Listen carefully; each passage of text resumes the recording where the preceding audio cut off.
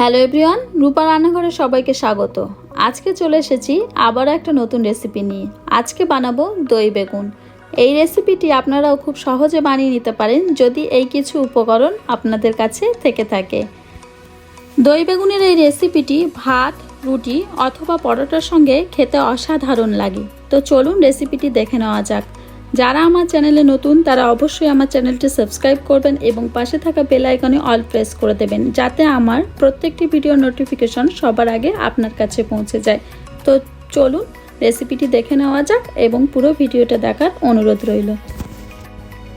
দই বেগুন বানানোর জন্য আমি দুটো বেগুনকে একটু মোটা মোটা করে কেটে নিয়েছি। এবার এর মধ্যে আমি দিয়ে দিচ্ছি লবণ এবং হলুদ গুঁড়ো।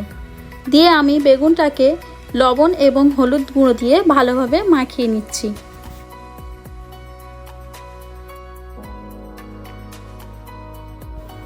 এবার একটা কড়াই নিয়ে কড়াইটা গরম হয়ে গেলে আমি 3-4 চামচ মতো সরিষার তেল দিয়ে নিচ্ছি।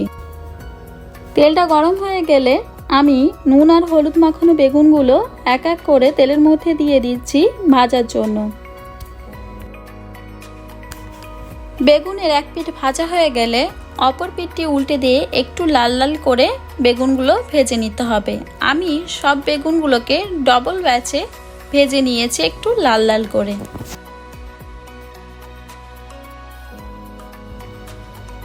বেগুনগুলো আমার ভাজা হয়ে গেছে। এবার ওই একই তেলের মধ্যে দিয়ে দিচ্ছি 3টে শুকনো লঙ্কা, 4টে লবঙ্গ, কিছু টুকরো করা দারচিনি। সবগুলোকে দিয়ে এবার একটু ভালোভাবে তেলে নেড়ে নিচ্ছি। এবার আমি এর মধ্যে দিয়ে দিচ্ছি অল্প কিছু কালো জিরে। এখানে অন্য কিছু দিলে ভালো লাগবে না, বেগুনটা যেহেতু আমরা দই বেগুন বানাচ্ছি সেই জন্য এখানে কালো জিরেটা দিলেই খেতে সুন্দর হবে।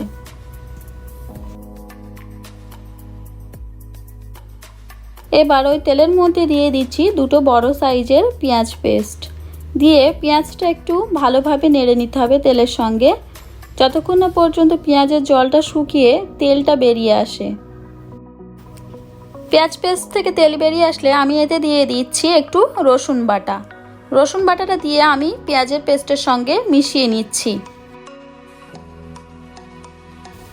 মশলা থেকে তেল বেরিয়ে আসলে আমি এতে দিয়ে দিচ্ছি স্বাদ মতো লবণ, হাফ টেবিল চামচ মতো হলুদের গুঁড়ো, হাফ টেবিল চামচ মতো কাশ্মীরি লঙ্কার গুঁড়ো, আর এর সঙ্গে অ্যাড করছি আমি হাফ টেবিল চামচ মতো ধনে গুঁড়ো এবং হাফ টেবিল চামচ মতো জিরে গুঁড়ো। এবার গুঁড়ো মশলা এবং যে আমরা মশলার পেস্টটা অ্যাড করেছিলাম সেগুলোকে ভালোভাবে একটু কষে নেব। মশলাটা কষা হয়ে গেলে আমি এতে অ্যাড করছি একটু জল।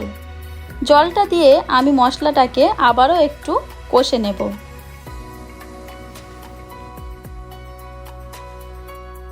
মশলাটা কষা হয়ে গেলে তেল বেরিয়ে আসলে আমি এবার অ্যাড করছি হাফ কাপ পরিমাণে টক দই, যেটা আমি ভালোভাবে ফেটিয়ে নিয়েছি। টক দই এবং মশলাকে ভালোভাবে নেড়েচেড়ে মিশিয়ে নিতে হবে।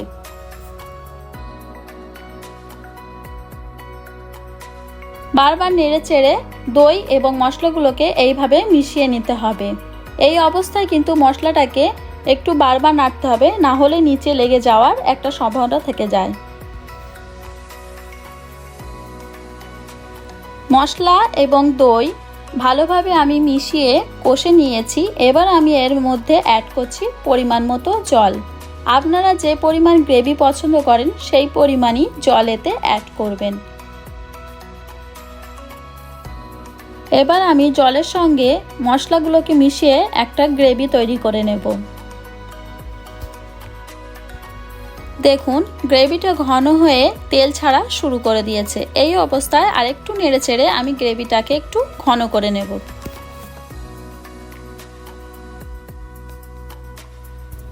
এবার আমি গ্রেভির মধ্যে আবার একটু জল অ্যাড করে দিয়ে দিচ্ছি ভেজে রাখা বেগুনগুলো। যেহেতু বেগুনটা ভাজার সময় 50% কুক হয়ে আছে, তাই গ্রেভির মধ্যে বেগুনটাকে দিয়ে আমি বেশিক্ষণ কুক করব না। আমি 2-3 মিনিটের জন্য বেগুনটাকে গ্রেভির মধ্যে ফুটতে দেব।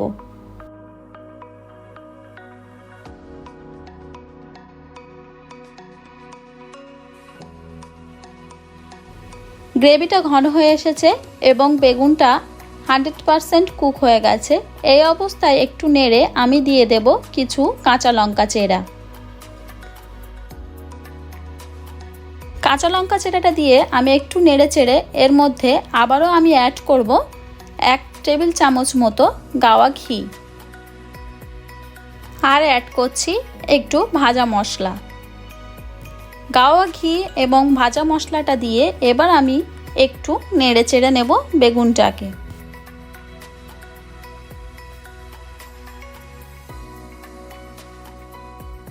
দই বেগুন আমাদের একদম রেডি।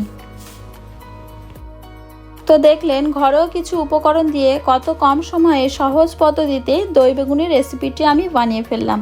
অবশ্যই একবার ট্রাই করবেন এবং কমেন্ট করে জানাবেন কেমন হয়েছে।